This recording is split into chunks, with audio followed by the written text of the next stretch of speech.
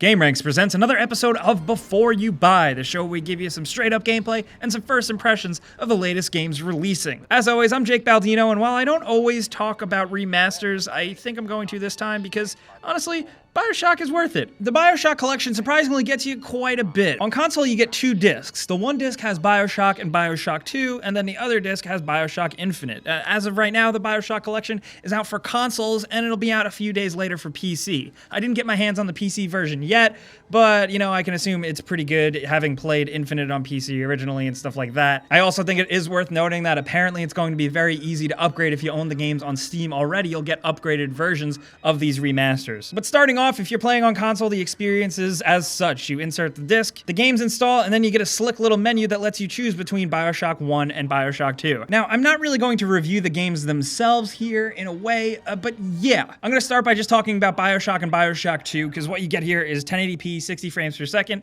and I think they both look and run acceptably. They still don't look amazing, but they definitely look better, and they have their moments, especially the first Bioshock game, which seems like it honestly has better lighting and water effects and stuff like that. They're just generally improved experiences, and they are how you should play the game. The original Bioshock is, of course, a complete timeless classic, and I think if you've never ever played it, I think I can definitely recommend this to you immediately because it's great. I'd say, honestly, the story and the mystery and the creepiness of it all definitely hold up. I think the gameplay sort of suffers a little bit just because of so much more evolution in first-person style games since then, but it's still definitely playable. It does feel a little dated, but it doesn't feel rough, you know? Does that make sense? And some things that are really cool that I'm actually excited to tell you guys are actually awesome. But the original Bioshock actually comes with commentary from creator Ken Levine. And it's pretty insightful and interesting, but what I loved even more is that it comes with this sort of virtual museum that you can walk around in first person and explore unused concepts from the original Bioshock game.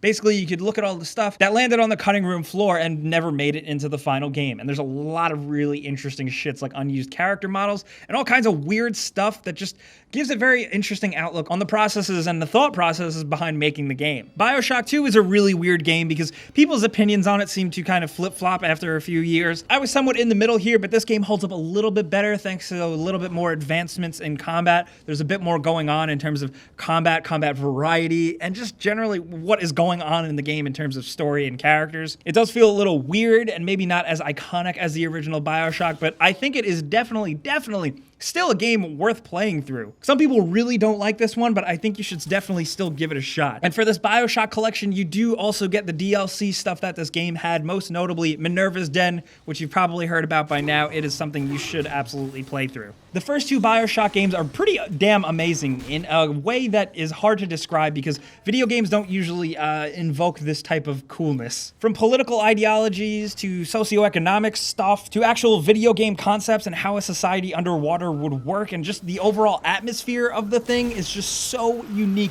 to both of these games that, yeah, I am like super pumped that they made this collection if you can't tell. But thankfully, the reason that a lot of people are buying this, you know, the 1080p 60 FPS does seem to hold up throughout the entire game. I haven't ran into issues or many frame rate stutters, maybe here and there, but definitely no bugs or anything like that. And like I said, while this is a remaster, this is not a completely new game. It's a better version of the game you remember. It's still not up to today's standards by any means, but it's a little easier on the eyes. Now, like I said, Bioshock Infinite is also included, and I can totally recommend this because this does look absolutely better, especially if you played Bioshock Infinite on consoles. Basically, what you're getting here is a high-end PC version. And goddamn, as much as this game is considered a few years old now, it still looks really freaking good. There's a lot of really great effects, color, bloom lighting, reflections, all kinds of things going on that make this game an absolute sight to behold. While the game itself leads some people to be a little divided, I think ultimately still it is worth playing through if you never have, because, you know, it's up to you to decide. And there is at least a really cool and gorgeous and unique world to experience in Bioshock Infinite that I don't think you're going to want to miss. After I originally played through Infinite, I kind of honestly forgot about it besides the ending, but now playing through it again, my thoughts on the game have actually kind of improved over time. Upon playing through it again, I have learned to appreciate it more. Maybe it's the little bit better coat of paint here on the console version. I don't totally know for sure, sure, but you also need to know that this does include all the Bioshock Infinite DLC. The side story adventure that is Burial at Sea is definitely worth playing, especially if you played Infinite back in the day and never got around to the DLC. Now is the time to come around, at least I think so. So Bioshock the Collection, I'm making this video, and honestly, there's not too much more you guys need to know here, other than that, yes, it does run at 1080p 60, it does look very good, and all this extra content and DLC is included. It's up to you to decide whether or not you really want to play through these games again for 60 bucks if you are picking it up on console, because they're not entirely new versions of the game. It's just kind of a better way to take a trip down memory lane, you know? Plus the little bonus things here and there are very fun. But overall, I think if you've never experienced these games, you should pick this up without a doubt, whether it's on console or PC. I do have to actually give extra props to the PC version, because apparently, and this is before it launches, if you own Bioshock 1 and 2 in your Steam library, they will automatically be upgraded to these better remastered versions, and that's super awesome. But I've given you guys the bullet points of what you need to know about the Bioshock collection and a little personal opinion thrown in there, but I want to know down in the comments what you guys think about this. Do you think Bioshock 1 and 2